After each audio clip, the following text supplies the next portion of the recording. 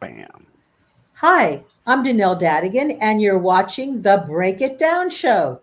This is so easy. I love, we cover a lot of ground on the show here to know. We have a lot of Harlan's guests come on the show. What's crazy about Harlan, I'll talk about Harlan for a second here, is he represents estates, and we have all these incredible people, your godfather being one that we're going to talk about today, and these folks that have these legacies, that we often know about. I've had Gene Kelly's wife on, Patricia, has been on the show, and you realize like the work that still continues to keep Gene relevant, to protect his legacy. And you have this work that you do with the museum and now with your godfather and the release and the Grammy nominations this year. It's incredible. And then the next thing you know, in about 2 hours, I'm going to talk about Ukraine. I mean, we cover a lot of We ground shouldn't be here. laughing, but But it's amazing. before we talk about Ukraine, yeah, I want to talk about this work that you're doing right now, talking about this incredible body of music. We've covered a lot of ground in music here, right? We've had the most recorded drummer in history. We've had, look, our musicians have sold 1.7 billion records, right? Amazing. But your godfather is the first guy to really explode the record sales game. Like he is it. He is the first one. Well, I appreciate you saying that. I have to be honest, my godfather was the first musician to sell a million copies of a record. And I think, we would have all thought that, it was Elvis Presley or the Beatles, who had that distinguished situation of selling a million copies of a record, but it was my godfather, Jose Iturbi, playing on the piano Chopin's Military Polonaise. So, it was a great. I mean, I think about it. I know my godfather was very excited about it, but not recognizing that the posterity that it would bring and the tens and hundreds of millions of people since the 1960s when he first got his star until today that have walked on the sidewalk on Hollywood Boulevard and stopped and seen his Walk of Fame star.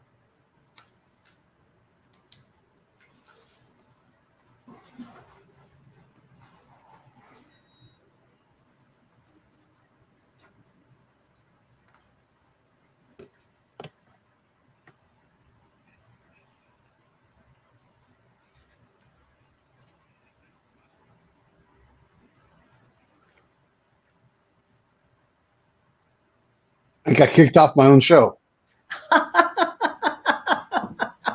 Well, that's the best, Pete. I live under the flight path in John Wayne, and so sometimes when an airplane goes over, Wi-Fi goes out for whatever reason. So I apologize. Um, you were talking about your godfather and how he sold the first million. He thought, sometimes it's Elvis, and then I lost track of it. And I think that's the ghost of Elvis saying, "Hey, don't lose track of me. We haven't lost track of you, Elvis. We appreciate you." Well, Um, it's an interesting thing because when I was once upon a time when I started my career, it could very well be Elvis. I used to teach piano lessons, and I used to be a school teacher and taught music appreciation. And one of my favorite little students was Lisa Marie Presley. So maybe it was Elvis who came in. yeah, or Lisa Marie, I guess now, right? Like it's there's there's just this whole other world that we don't know about, and Wi-Fi, we're so dependent upon it. So apologies for everybody. I've got the door open as wide as possible. Hopefully we won't have any more glitches today. This 16 volumes, right, and some of the most iconic songs ever are in this collection. It's mind-blowing. I was going through the songs and I'm like, know it, know it, know it, know it, know it. It's just it's endless, this body of work. Well, I'm so glad that you said this. Actually, they're from the RCA vaults from the 1930s through 1940s. And what's exciting for me is that it is my godfather, Jose Iturbi, who is performing. He's performing solo piano. He's performing sometimes with his sister Amparo Iturbi, who was a phenomenal pianist, a concert pianist in her own right, and my first piano teacher. And also, he is playing with orchestra, sometimes conducting the orchestra, sometimes conducting the orchestra and solo piano in a piano concerto. And of course, then there's some fabulous songs that he conducted for some of the films that he did in Hollywood in the late 40s. When you guys go to sit down to market something and you're going to release it, obviously for the Grammys and everything, and you pitch 16 CD set, what are the looks in the room? Do people go, "What are you talking about, 16 CD set?" How does that pitch meeting go? Well, I have to back up and tell you, this is really a very unique set. It's a collector's edition. And these recordings have never been heard before. But Hmm. additionally, is a 180-page book that comes with it. Oh, Right. and I have it right here. Yeah, It's a little blurred, there it is. Yeah. but I'm we're going to so get a better thrilled picture with of it. it. I'm going to get it. I'll put it up for everybody. You We're keep so going. thrilled with it because it's Michael Feinstein, yes, the famous Michael Feinstein, who penned the essay. He's quite a wordsmith, very knowledgeable, and we have developed a great friendship. And then the Jose Iturbi Foundation provided the photographs and everything for the book, and so it's been a great partnership with Sony Classical, Michael Feinstein, and the Jose Iturbi Foundation. And everyone, their heart is in the right place. It's a passion project for all of us. And I have to say, for all of your listeners and viewers, Michael Feinstein really brought this to make it so wonderful as it is. His words in the essay, he really studied my godfather before he wrote the essay. How did you get Michael to agree to do this? I mean, he is in a position where he doesn't have to do anything he doesn't want to do. So, how did this come about? Do you really want to know? Yeah, yeah. I mean, yeah, for sure. Yeah. Well, actually, it was Michael Feinstein who called me, Oh, no kidding. yes, and told me about what he had in mind. And then he mentioned several people who we knew in common. And it took us a couple years to put it together, but it was well worth it. And I'm so thrilled. I've developed a great relationship and friendship with Michael Feinstein as a result. But God bless him, because I don't know if it was anyone else that I would have paid attention to the conversation. Why is that, though? I mean, there's a lot of great writers that could have done it justice. Is it because it was his idea, or what puts it in such elite and specific company? Well, I think it's that we know that he is a great performer. He is a pianist. He could understand my godfather on several of those different levels, being a pianist, being a performer, and being successful. My godfather, he was kind of like, a rock star for his time, way ahead of what we know of rock stars today. Sure. And Michael Feinstein has a great following. And so I kind of thought, they can understand each other, and I Hmm. think my godfather would have been pleased. When you think about Michael Feinstein and his ability to play, and then your Godfather's ability to play, do they have similar tone? Do they have similar look? The piano's so physical, right? Like, if you watch Emmanuel Axe play, he's got a certain style, and you watch there's all kinds of feminine artists or female artists, but they still have their own style and sounds and how they bring their personal physique to the music. Do you feel like these guys are akin when they play? Not really.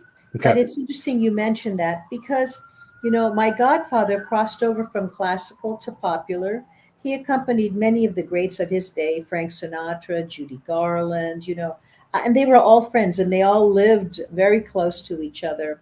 Mm. Gene Kelly, I mean, all these people. And when I was little, I would be at my godfather's house and I would know, so and so as Uncle so and so if they came over often, or I met a new person and his name would have been Mr. So and so. And usually it was, a great conductor, another performer, or an actor.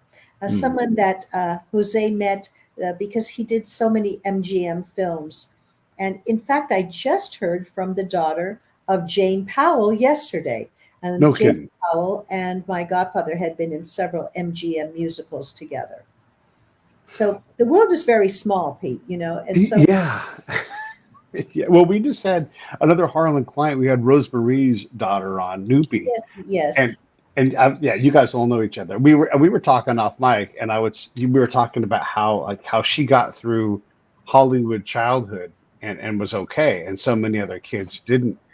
And then she was like, I had a strict upbringing, and I'm like, by all accounts, Bing Crosby was a great dad. Three totally different outcomes with this kid. She's like, oh, I knew, and she knew all of them, and she had all these crazy stories. You guys really all do know each other, and it's such a weird thing because your parents or you yourselves, your peers are all varying levels of famous and notable, and you do see the pitfalls and those that get too close to the sun and those that completely avoid it.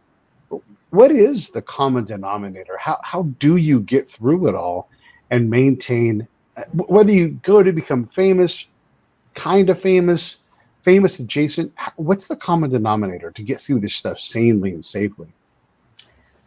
Well, I mean, I can only speak for myself. I had a very wonderful upbringing. My mother was my best friend until she passed, and I still chat with her daily. I still ask her Mm, opinion. And my father, he was a great dad. Sadly, he left us too young when I was in my teens and was very ill for many years before. But my godfather, Jose Iturbi, he stepped in and told my mother, "Don't you worry, I will take care of Danelle."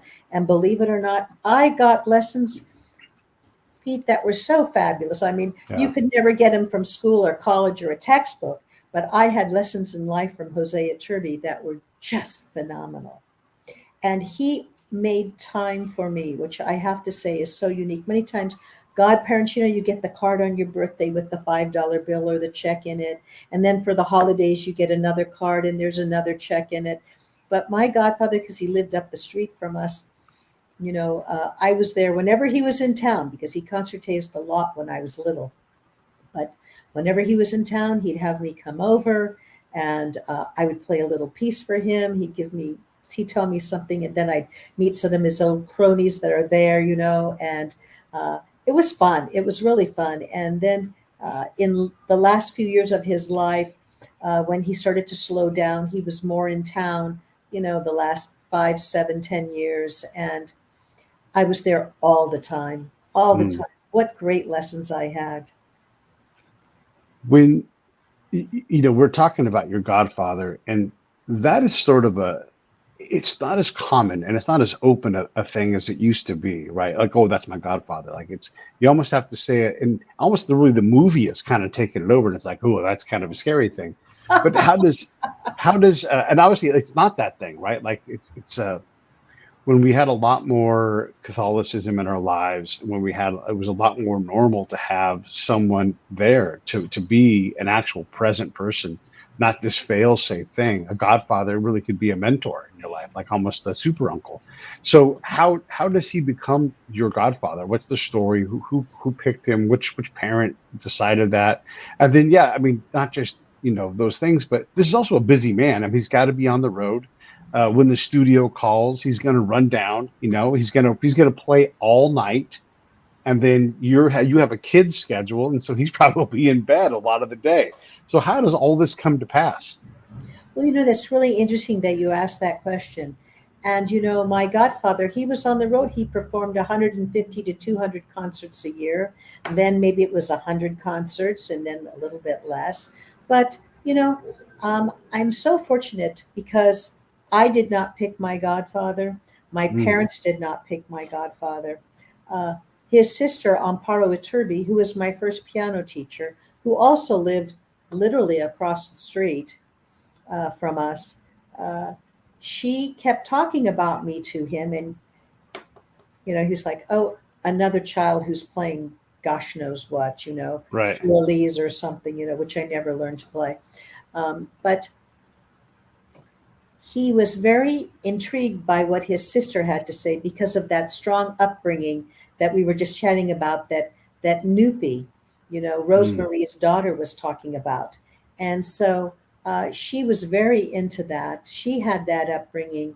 And so she could appreciate that when uh, my mother took me to see her for the first time, to see if she would be interested in teaching me piano lessons. It's very innocent when you think about it. Uh, Amparo Iturbi, which I called always Miss Iturbi, she was so sweet. She made the comment, well, that's so nice of you to walk over here and introduce yourselves to my mother, she said. But my youngest piano student is 25 years old and is a junior critic of the Los Angeles Times. My other students are all professionals, attorneys, CPAs, doctors, judges, politicians. And she said they all studied piano when they were little, had to put it aside as they developed their career and their professions, and now have come back to it. Why would I want to teach a 5-year-old? But as Right. my mother was chatting with her, Miss Iturbi recognized that I sat still, I didn't fidget, I didn't interrupt, I didn't look around. I was very calm and very focused. And I guess my mother was a very good at this. My mother talked her into at least trying just for, a few lessons, see how it worked. And Yeah. so Mr. Turby agreed. And from that, it went to a few months. Then it went to 6 months. And then after that, I was a member of the family. And my godfather came into the picture at that time because he wanted to see, who's this little girl that his sister keeps talking about? Who's this child? And so I played a few notes and then sat perfectly still again. I drank my glass of milk and ate my cookies while the adults were talking. And every time he came into town from that point on, he made it a point to hear me play a piece, have a little conversation, and one thing led to another. It's that's great to hear because it's like he picks you as the person that he wants, and it's not hard to look back and go, he doesn't quite touch, but he almost touches Tchaikovsky's life. Rachmaninoff is alive for a lot of his life, and these people are his peers, right? Like even though Tchaikovsky dies right before he's born, his music is still young when he's young. It's relevant music in his ears as someone who plays the piano. I like that And you said that, Pete. I yeah, really do.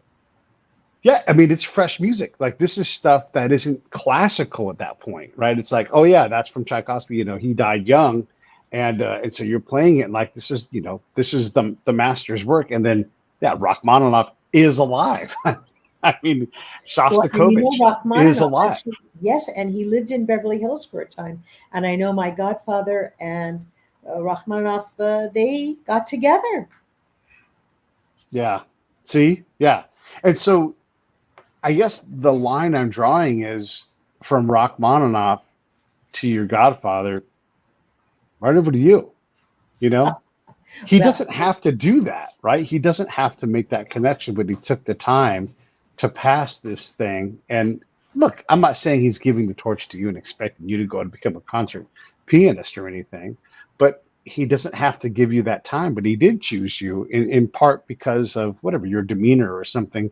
Is it because you were this calm natured kid that would sit there and drink her cookies and or drink her milk and eat her cookies and play a small piece on the piano, or is it something else? I mean, can you attribute it to anything else besides just you guys' commonality in music? well, we got along really well, and I adored him. Hmm. And if he told me jump, I would jump how high. I was Yeah. a wonderful child, I mean, it's, again, because of my upbringing. And children, we sense things. So, without me recognizing it, I sensed a goodness in my godfather and I sensed Mhm. a goodness in my godmother. And, I trusted them implicitly. And, And when you go back to that, it's very rare that you meet people like that in your lives. They always tell you can pick your friends, but you can't pick your relatives. Well, in this instance, usually your families pick who the godparents are going to be. But in this instance, I'm so fortunate that Jose Iturbi stepped forward. And it was a very big honor. I didn't know it at the time. I just knew Padrino, is my godfather, and that's Yeah. that. And I knew he was, important. And I knew he had a lot of interesting people coming to his house. But it's kind of fun because I have to say, you talked about the fact that with all of his concerts and everything and performing and films and whatnot, he was busy all night long. Well, he actually was. He was very nocturnal. You Right. hit the nail on the head when you said this a little while ago. And he Yeah. would wake up at 4 in the afternoon, and I would come over around 5 o'clock, and I would play a little piece for him. And he would make comments, and we would just, and sometimes he'd push me off the bench and show me how it should be done. And he would play it for me. And then sometimes there was a very serious lesson. And then ultimately, his cronies, his buddies would come over, and they would have drinks and they'd play cards. And in those days, everyone smoked a cigar, a cigarette, or a pipe. My godfather smoked a pipe. Mm. And I giggled because I used to love the fact that he would wear, what do you call them, those shirts with four pockets, the guayaveras, Hmm. patch pockets in front, and one pocket had smoking tobacco, another pocket had his pipe, another pocket had his pipe tools, and then the other pocket had a Kleenex or a handkerchief. Yeah. So I thought, oh, this is so neat. Oh, all these tools and all these gadgets. My dad smoked a cigarette. All he did was, pull the cigarette out of the pack, and then, you know, uh, is it possible we can take a break for just a moment? I mean, we're live, so we We're live. could. I can vamp if you need to go grab a glass of water or something. No, I have got an important phone call that I must take. You take your phone call. I'll fill the time. I'll talk to Okay, everybody for a minute. thanks. Okay. But go off camera or I'll put you on mute. Okay. You're good. All right. So I'm going to fill the time right here, everybody. How y'all doing? This is Pete from the Break It Down Show. If you happen to be watching this during this break in the action, here's what I'm going to ask you to do. The best way to support the show is to go to the PayPal link. It's scrolling across the bottom, right down there. That's the best way to support the show. It goes directly into the show. Well, here's what I do. I either buy ads with it, I fund the podcast part of the show with it, I buy equipment with it. Look, I've got this camera. I need to buy another one because I'm upgrading the cameras. How am I upgrading the cameras? Well, through the PayPal link. And that's how I do it. I also do these professional interviews that I do. So the PayPal link money helps me fund the show. So ads, PR, pushing the podcast out. And so these are the things that I do. It is a small ask. I don't want you to do much. When people say like, hey, you should sign up for Patreon. Hey, I don't need Patreon. I just need you and me. We'll do a deal. Go to the PayPal account. So you can go to breakitdownshow.com. There's a PayPal link right up on top. Pop that button right there. And then that will give you the ability to put in a small amount each month. That's my ask. If you want to do anything, and I rarely ask for this, it's always great when you guys do it. How do you help? Go to the PayPal link, and that is the best way to help. Let's see. What else can I tell you about? So one of the things that we've been working on are we've been examining a lot of the Ukrainian Russian conflict. There's a lot of stuff on there. When you see those videos come by, watch them. Watch them. Hit the like button. That lets YouTube know you like them. Anytime you see our stuff, that's a good way to help the show. And I guess another thing that I would say is just a lot of stuff going on behind the scenes, stuff that's been in development for a while. That's really, really, really big news, but is nothing that I can tell you about yet. And it's all like, it looks like it's growing and happening, you never know. But there's a lot of exciting stuff that's happening that maybe I'll be able to talk about in the next 90 days, but maybe not. We'll see. But there's a lot of good things. And a lot of that stuff is fueled by you all who've been helping the show grow for years and years. We're at our 10th anniversary, if you can believe that. And actually over 10 years, if you look at the For those who don't know, we started as the Midweek Mash, John and I, with Nico. And we used to do this show on community radio. That's where we started. And then we slid over to the podcast side. And so now we are 10 years in. Can you believe it? Really, kind of today is sort of the unofficial, official anniversary of that. So 10 years, 1,500 plus episodes. And no shit, like as we hit 10 years, things started changing for us in terms of the size and scope of the show. The show's getting bigger. We have a lot of subscribers. You will see hopefully some bigger projects coming out with our logo attached to it. So we'll see how it goes. If you guys have questions right now, while we're letting Donelle do her work, we will answer any questions. Hey, look at this. Here's Hal checking in. What a great guest speaker on your show today, Pete. Serious history. Yes, I totally agree, and I cannot wait to ask her this question that I have on the tip of my tongue right there. I'm about to do that. One of the things I'm going to go do here soon is I'm going to spend some time in some other places. One of those places might be London next later this month. Oh, and we got Donelle back. Okay, let's bring her back in. Donelle, I have a great question for you.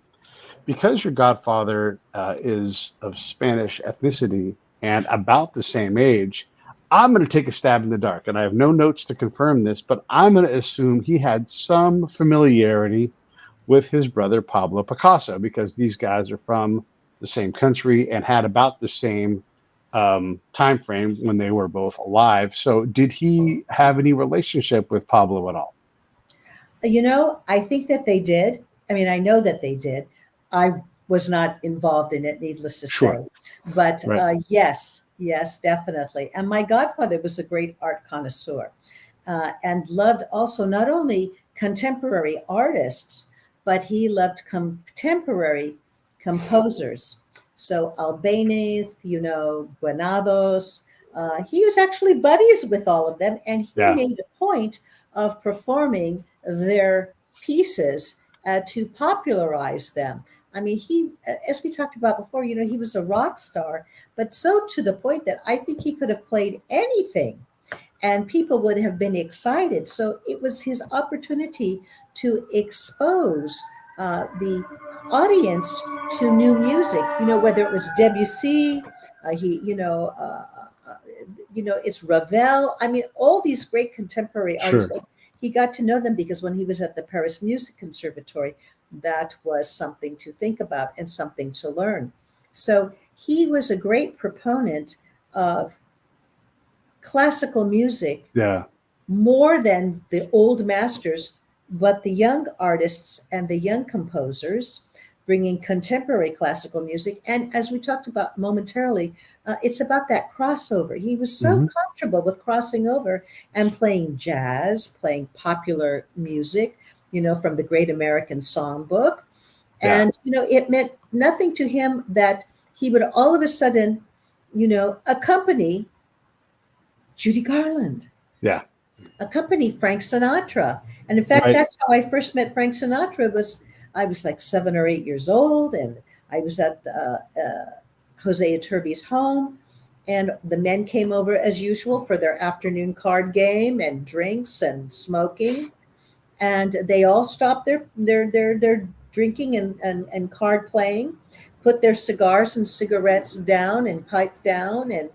And I remember I was going to play, I was very young, I was about 7 years old or so, 8 years old. I was going to play a small little piece, a Rameau piece, like 3 lines long, probably took all of 23 seconds. And I don't even think a half a minute, frankly. And I played, and all the men, they'd put their drinks and pipes down, and they're just all clapping. They just thought that was so nice. And then I came over to the table, their card table where they were playing, and I didn't realize, because I didn't know that at the time, but my godfather had trained me to walk around the card table, and if I saw a king, I knew what to do. If I saw a queen, I knew what to do. If I saw, something that had a heart in it, I would touch my heart. I didn't know. That's great. But these men, they were having fun. They never took themselves seriously because they were so serious day long, doing their professional, doing what everyone loved for them to do. It's amazing. Yeah. And I didn't even, I went for Picasso, but I could have said Dolly, and then you're right. Like if you go to And any Dali of, too. yeah, right, Salvador right, Dali, my goodness. yeah. And if you go to school in Paris and you study the arts or you hang out in any of those places, all of those guys, he's from that era. Like, he's he's hanging out with F. Scott Fitzgerald. Like he knows these guys. He knows Hemingway. They're from that time. And whether or not they hung out together or not, they are the artists from that time. They were all 20 years old around the same time and figuring it all out. It's just amazing.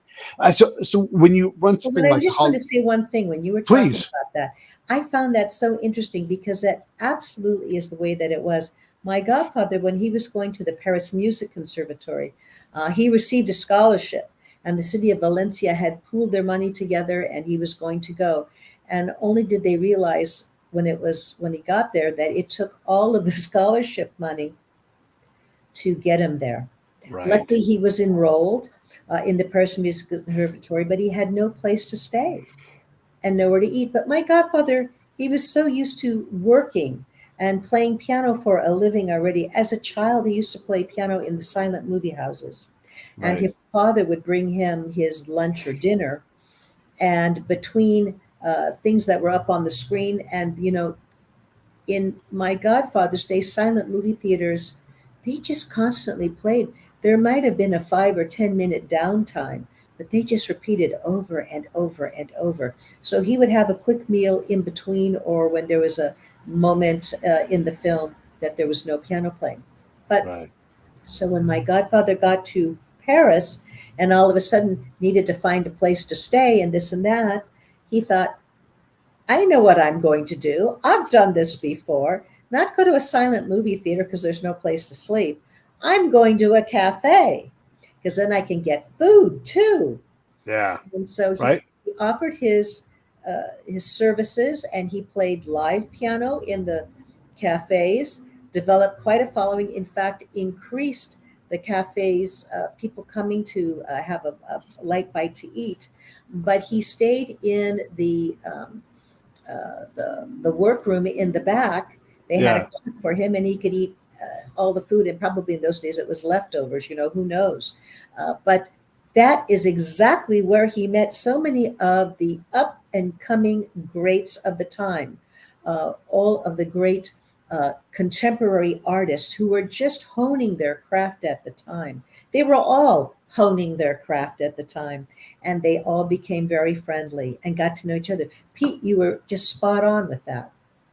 And I'm not done. I'm not done because there are so many artists from that era and so many genres that were born in the 20th century. And so another peer of his, and they're almost the same age. He didn't live quite as long, but in that era, you only lived as long as you lived. But Jelly Roll Morton, he's a guy who starts off in Louisiana, in New Orleans, the home of the blues, where the blues, he is one of the first guys to play the blues. Where did he figure it out? Well, all of these guys that would go down the river and work, they'd get to New Orleans and they're like, here's your money, kid. And what do? You go to the places where the parties are happening, whorehouses, places where you drink. And what do you have there? You got a guy like Jelly Roll Morton, who's young and can play the hell out of the piano. And so he is one of the first people just like, we're going to learn to play these blues. And so the blues was like sacre blue, not like, oh no, I lost my lady. It's like, oh no, there's a lady over there. No. And so this guy ends up being one of the very first hyper talented, very first players. This is before they could even record music. And where does he end up? He ends up in LA.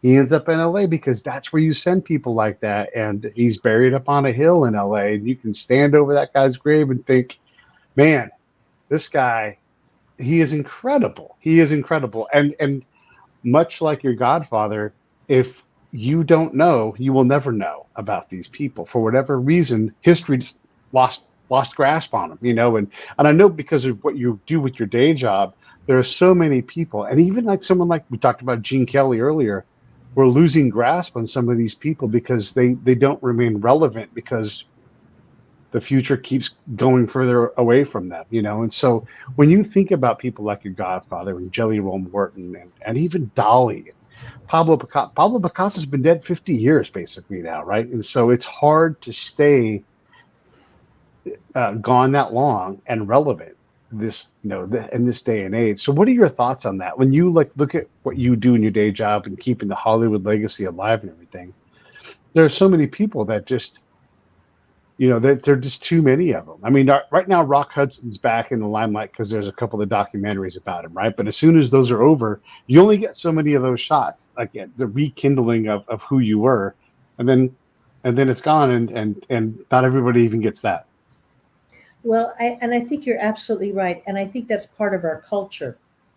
We don't revere our past. We don't Mm, revere the older uh, citizens of the generations of the era. We're just always moving forward, just as you said, always moving forward, moving forward, moving forward.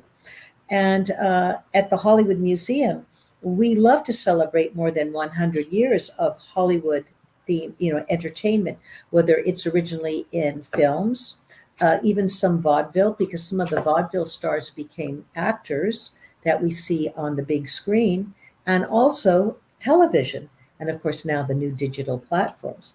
And right. it's quite something to be able to constantly corral people.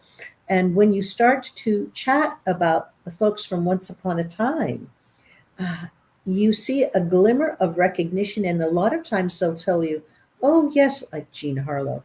So, oh, yes, Jean Harlow. My mother really liked Jean Harlow, or my aunt really liked Jean Harlow, or my godmother really liked Jean Harlow, or my godfather loved Jean Harlow.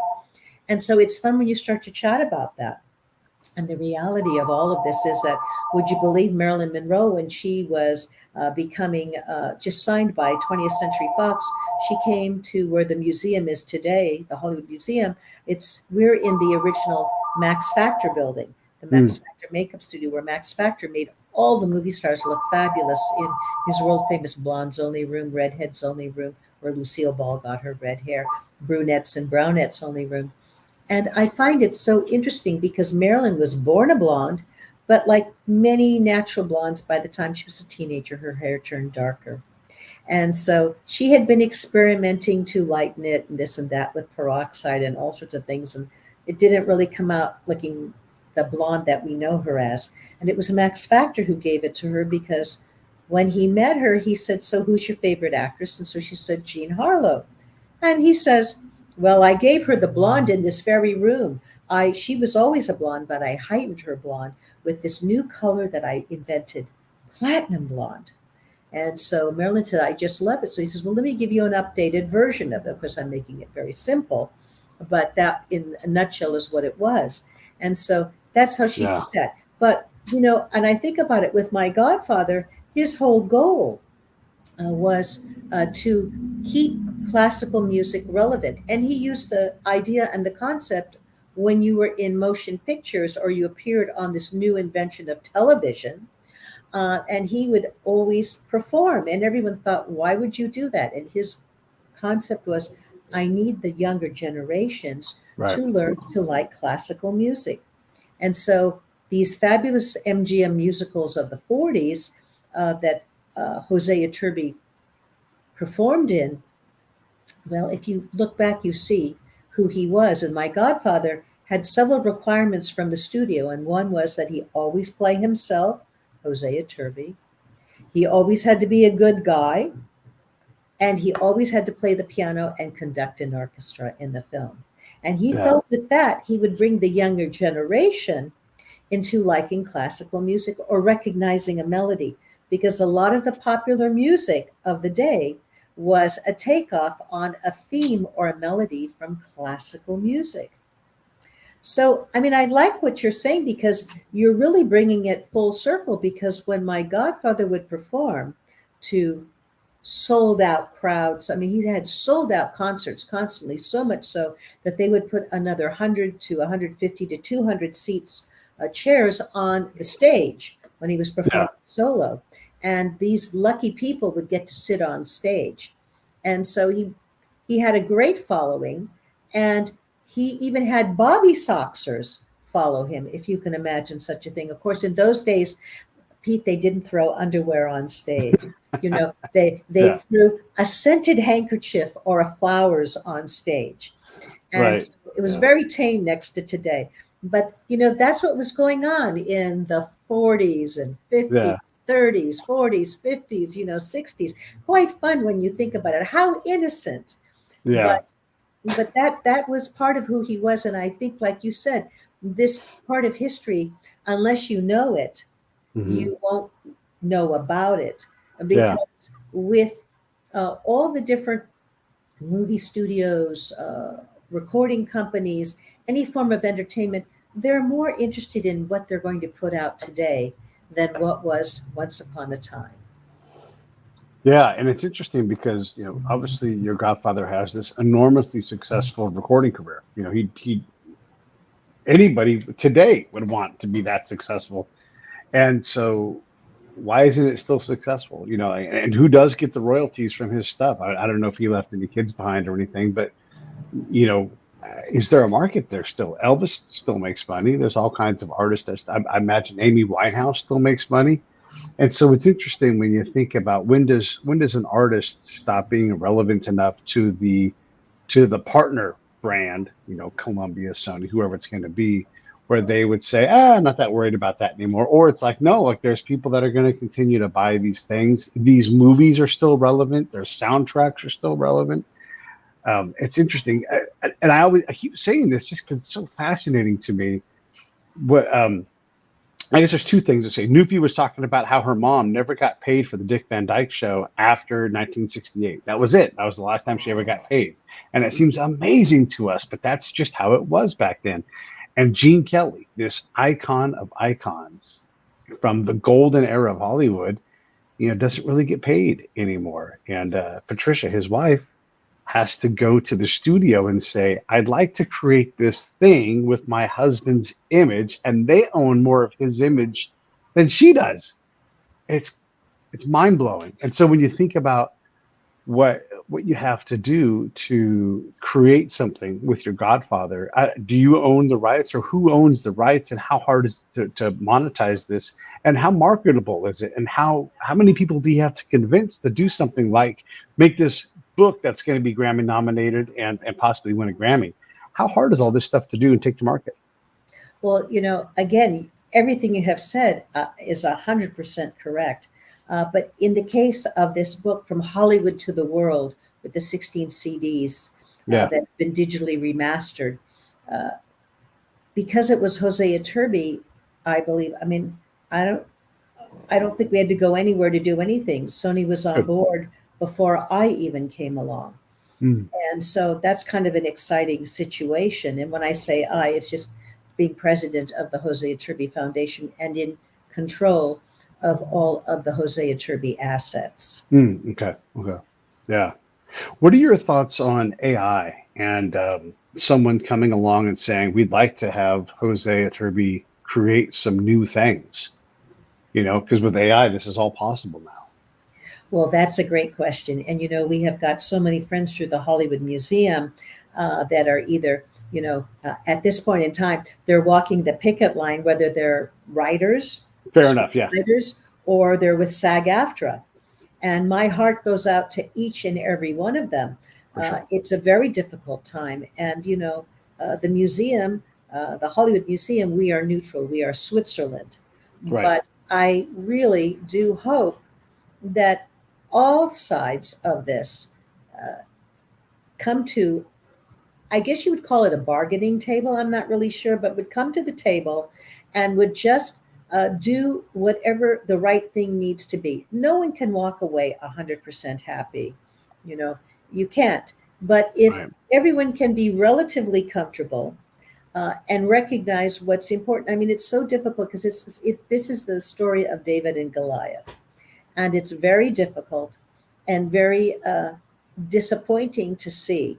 But I do believe that everything will be resolved. Sometimes it takes longer, but it will get resolved. Yeah. Yeah. Yeah.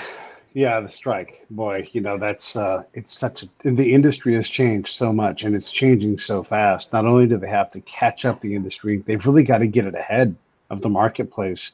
And that is not an enviable position. And I saw this great social media post, and who knows if it's true? Like, we never know on these things, but Peter Frampton talks about one of his most famous songs getting like 55 million plays, and he gets a check for $1,300. And Wow, it's I did like, not know that. like, come on. I mean, this is Peter Frampton, and if 55 million plays and he only gets $1,300, something's not right. Something's not right. Like we've got to figure it out. And I'm not saying that the distributor is being unfair. I'm just saying that whatever we're doing, however we're evaluating that music, that doesn't seem fair to me. Maybe Spotify or whoever it is isn't making enough money, and that's all that there's there, and that's a fair cut. But maybe us as consumers need to go directly to Peter Frampton, and And spend our maybe money with before him. we could not do that, Yeah, that was not yeah, out there. right, But right, but right, you're right. absolutely right. But there's all new ways of doing this, and as a result, with new ways come new methods. With Yep. new methods come new calculations, and that's what they have to all work on. Yeah, yeah. I don't want to take too much of your time. I know you already have one important phone call and a couple other ones. What else do you want to cover before we go? This has been already so fascinating, and I feel like I'm so far behind on your Godfather's career, so I've got to go get myself a 16 volume CD set and start listening to some. And I'm a huge. I don't know if you know Dr. Bob, but Dr. Bob is one of my favorite people. He's a friend. He's been on the show a bunch of times, and he is my classical music impresario. So I've learned everything from him. But so I'm glad to go through the catalog and just enjoy. But what else do we need to know about your Godfather? Well, my godfather was a very interesting man. Uh, he truly was a rock star before his time. And most people don't even know he piloted his own plane. He Oh, actually took his that's orchestra with right. him from Yeah, concert to concert. This is how they were able to, do all of this sometimes. And when he played solo, he had sometimes he would fly his own plane, or otherwise with TWA, he would go into the cockpit and sit in yeah, the co-pilot seat and have a good time as they were doing, transatlantic crossings to Europe from Los Angeles, from Hollywood. that's And right. so it's so interesting to see that different side of him. Uh, he even had a motorcycle with a sidecar that he drove during World War II. He was part of the war bonds. He helped the effort to be able to sell war bonds. And with his group, they sold more than $88 million of war bonds. And that's in the early 40s. Oh my goodness, that was amazing. Boy, I think about it, he was a very well rounded individual, well rounded. And I think one of the most fun things is that people don't know is, of course, he was, I think, 5'6", 5'7". Uh, he had just fans galore. But what they didn't know was he was truly an athlete. He loved to box. And he boxed he had workouts, and he boxed because he felt that being a musician, to be at the height of his career, he needed to be in the best physical condition possible. And I guess that's how he was able to pick up and go from concert to concert to concert with very little downtime. And in those days, it wasn't so easy to get on a plane, whether it was your own plane or a commercial plane. It wasn't so easy to land. The roads weren't so good to the big cities, and to where you yeah. needed to go. Nothing was quick. And my godfather and my godmother, what travels they had. And it's so wonderful because I think to myself, they had the best stories ever. And I think for all your listeners and viewers, when they think back on their own childhood, they can remember some of that from their own families. And those stories resonate with you for the rest of your life. So, this is one reason I loved putting this book together. It was so much fun. And Yeah. I'm just thrilled that everyone is going to have the opportunity to learn much more about Jose Iturbi and his sister, Amparo Iturbi. Yeah, I love it. What a neat thing. I just looked up just while you were talking. Jelly Roll Morton and your Godfather are buried 16 miles apart. Like even now today, they're just that far apart. I don't know if they knew each other in their time. They had to know of each other though, because both those guys could I'm burn on sure the that they piano. did. I'm sure Yeah, that they did. And I would almost guarantee you that they have met. yeah, no, for sure. Because those guys all that community is too small, and they're both too good at what they do. They absolutely. Look, they both play too late into the night. They both. There's no way. There's probably a recording with both of them on it somewhere because they both just they were on the road. Who knows? Maybe they were always on opposite coasts. But I wanted to say that. And the other thing I wanted to say is your your godfather flew his plane and his band around on a plane. We had Bruce Dickinson, the lead singer from Iron Maiden, who also was a commercial jet pilot. In addition, like he's like, I can't always just be in a band, and so he would fly internationally as a commercial jet pilot, as well as flying around the badged plane that for Iron Maiden, the band. And so there you go. We have two of those guys now, and he also was a fantastically successful and well-rounded person. So these guys are birds of a feather. And now I have to send an email to Bruce Dickinson to see if he's familiar with your godfather's catalog and life, because he's going to absolutely love that, because it's right up his alley. It's right up his alley to know about that. So there you go. If it's not already a connection, there's another connection. Well, you know what they say, 6 degrees of separation. That's right. That's right. But in Hollywood, it's only 2 degrees. I'm telling you. I mean, Noopy, you and Noopy know everybody, and you're right. It's like if it's 2, right? I was telling Noopy that my grandfather, he flew Hellcats in World War II, and he grew up in Inglewood. And Inglewood played Beverly Hills High. And Beverly Hills, the years when my father was this hyper successful sports athlete, like a 7-letter athlete. Wow. He was ridiculous. Betty White was in high school. And so their schools played each other. So for sure, he and Betty White, because, back then, what were you going to do? You went to the games, because what else were you going to do? So that was entertainment. Right. Yeah, exactly. They went to the same beaches. I'm not saying they knew each other, because we can't know that, but they were in the same buildings. All these people, they are that close to each other, just that close. It's crazy. Oh, and Jean Crane was in their class. So, and she was this big, back then she was a big star. She's been gone for a couple of decades now, but all these people, you're right. They all know each other. And Jean Crane was famous enough to be on Whose Line Is It? So like these are people that get nominated for Oscars, which she did. And you're right. They all know each other. They really do. So thank you so much for coming on. Anything else? I'm going to put the link up here for everybody. Go on Amazon. You can get that collection right there. The book, again, also Grammy nominated, and you guys, I hope you guys win both awards. It's fantastic. I love what you're doing. Keep the name alive, and we got to get together and talk about the Hollywood Museum as well. Anything in closing for me at all, Donelle?